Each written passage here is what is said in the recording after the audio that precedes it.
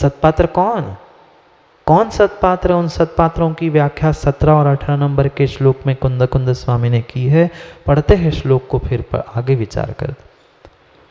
उत्तम पत्तम भणिदम सम्मत गुणेन संजुदो साहो सम्मादिठ्ठी सावै मध्यम पत्तो हुवी नयो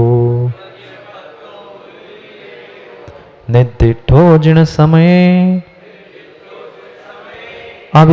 अविरदम सम्मो जहन्न पतोति सम्मत्तरेण रहिदो अपत्तमिति संपरीखेजो अपत्तमिति संपरीखेजो संपरीखेजो। कुंद कुंद स्वामी कह रहे हैं बहुत अच्छे से परीक्षा करके दान दो। कौन कुंद कुंद स्वामी? जिन्होंने रेणसार में कहा कि तुम तो मात्र आहार दान देने की शक्ति रखते हो, हे श्रावक कहाँ तुम साधु की परीक्षा कर रहे हो? वे ही कुंद कुंद स्वामी रेणसार में कह रहे हैं कि तुम्हें कोई पात्र की परीक्षा करने की आवश्यकता नहीं है, तुम तो दान दो।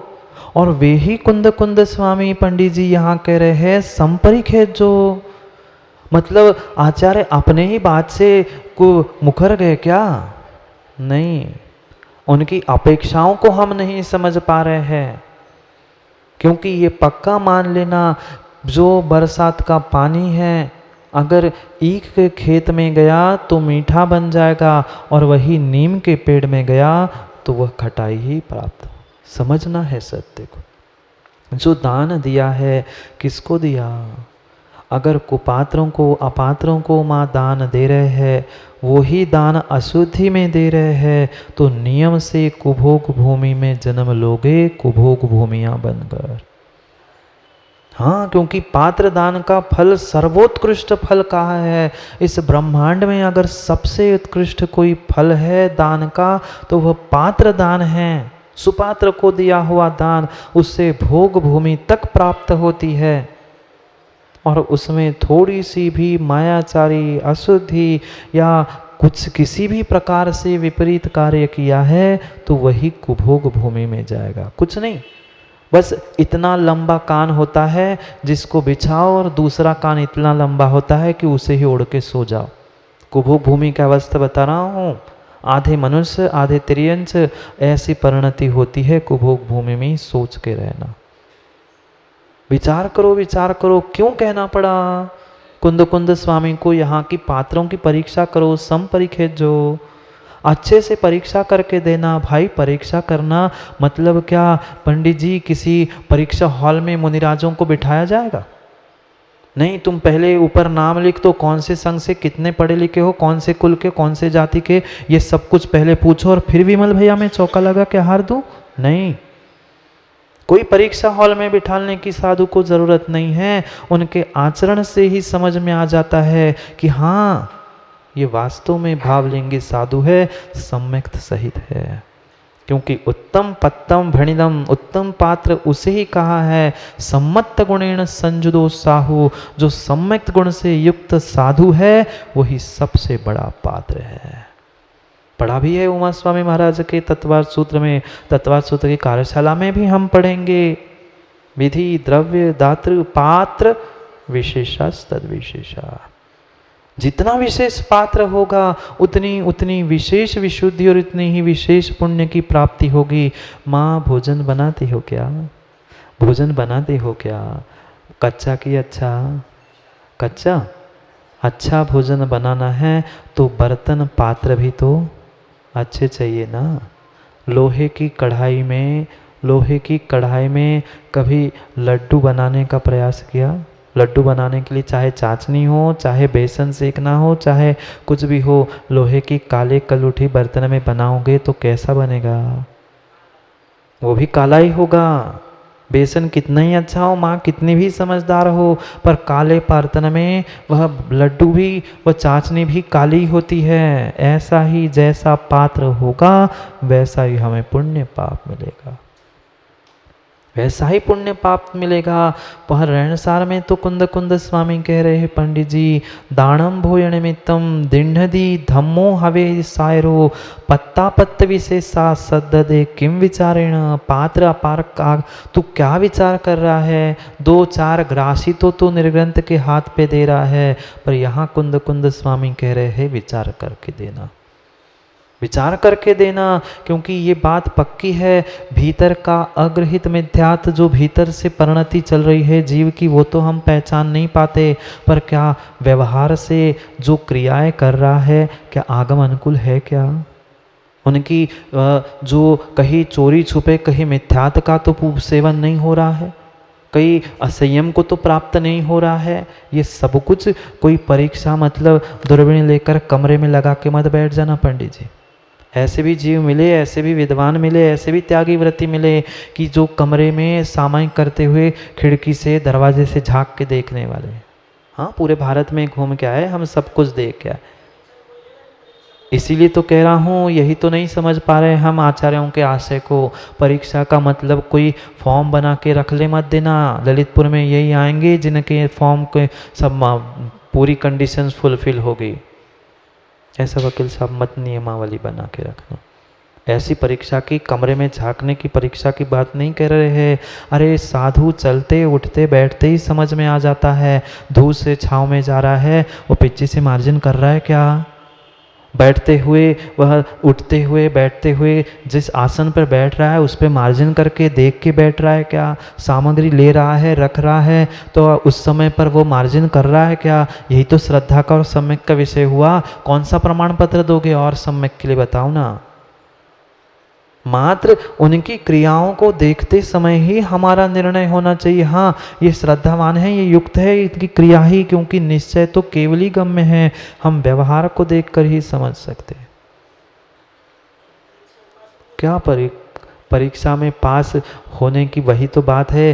तुम्हारी दृष्टि पंडित जी जैसी होगी वैसे ही तुम्हें सामने वाला दिखेगा, ये परिपूर्ण मान लेना।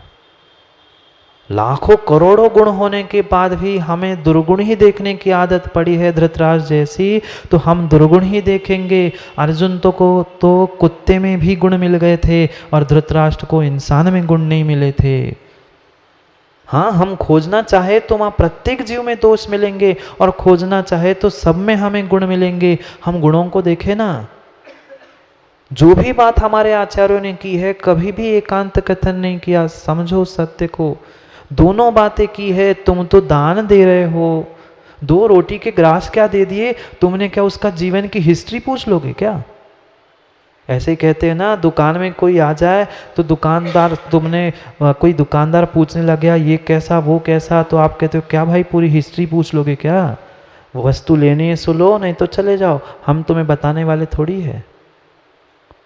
सोचो सोचो, विचार करो, क्योंकि इस ब्रह्मांड में सबसे अधिक पुण्यदायक कोई कार्य है श्रावक के लिए तो अतिथि सत्कार है। अतिथि सत्कार। कौन सा अतिथि? जो घर में आते वे नहीं, जिनकी ना आने की तिथि है ना जाने की तिथि है। अभी संयोजक जी कह रहे थे कि महाराज जी 6 महीने का और कुछ बातें कर रहे थे ना, अभी संयोजक जी कहाँ गए? करते रहना, पर पता ही नहीं चलेगा। आने की भी पता नहीं थी किसी को और जाने की भी पता नहीं चल जाएगी कि कब महाराज आए थे और कब चले गए। अतिथि, ना आने की तिथि ना जाने की तिथि, ये होती अतिथि। हम लोगों को पता ही, महाराज जी पता ही नहीं चला गौशाला चले गए, महाराज जी पता नहीं कब आ गए गौशाला से। यही होता है अतिथि, गए कब आए कब पता नहीं चलता। अतिथि सत्कार ही वह परम परम परम योग्य श्रावक के लिए दान है। 3 प्रकार के पात्रों की बात कह रहे कुंद कुंद स्वामी, उत्तम, मध्यम और जघन्य। उत्तम पात्र सम्यक गुण से युक्त साधु है, सम्माइठी सावय मज्जी पत्ता। जो मध्यम पात्र यानी जो सम्यक दृष्टि व्रती श्रावक है वो, और तीसरा जो मात्र सम्यक दृष्टि से युक्त अविरति श्रावक है। समझ में आया? साधु सम्यक सहित, व्रती सम्यक सहित और अव्रती सम्यक सहित, तीनों में कंडीशन सम्यक की है, और सम्यक है वही सुपात्रता है। बाकी जो जो मिथ्या है, अन्यथा जो जैन दर्शन से बाहर जितने भी जीव वह तथाकथित भेष को प्राप्त करके भिक्षा लेने आ रहे हैं, वे अपात्र है। और जो स्वान, मछली आदि आदि त्रियंश को देकर दान कह रहे हैं, वह कुपात्र दान है। दया दत्ती भिन्न विषय है, पर ये दान भिन्न है। दया करो, करुणा करो, दया करुणा के नाम से करो ना, दान के नाम से क्यों? ये दान नहीं है, ये दान नहीं है, करुणा है, दया है। दो, ये नहीं कह रहा हूँ कि किसी स्वान को किसको क्या देना, पर ये भी समझना तुमने स्वान के लिए बहुत रोज़ खिला खिला के पुष्ट कर लिया, और कल जाके उस स्वान ने किसी बिल्ली या किसी और को खा लिया, तो उसका पाप भी तुम्हें लगेगा, ये पक्का है। किसी भिखारी को, किसी अन्य लोग को हम तुमने दान दे दिया, तुमसे पैसे लेकर उसने शराब पी, मांस खाया, उसका पाप भी तुम्हें लगेगा। क्या पुराणों में कथाएं नहीं पढ़ी? पढ़ो पढ़ो, समझो। 3 प्रकार के पात्र है, सत्पात्र है और बाकी अपात्र और कुपात्र ही है।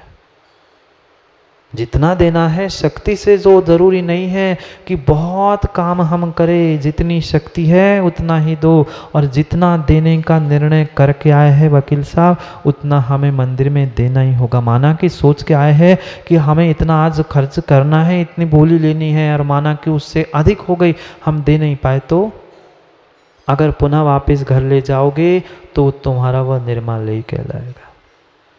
भाव बनाए थे ना छोड़ने के, छोड़ना ही होगा।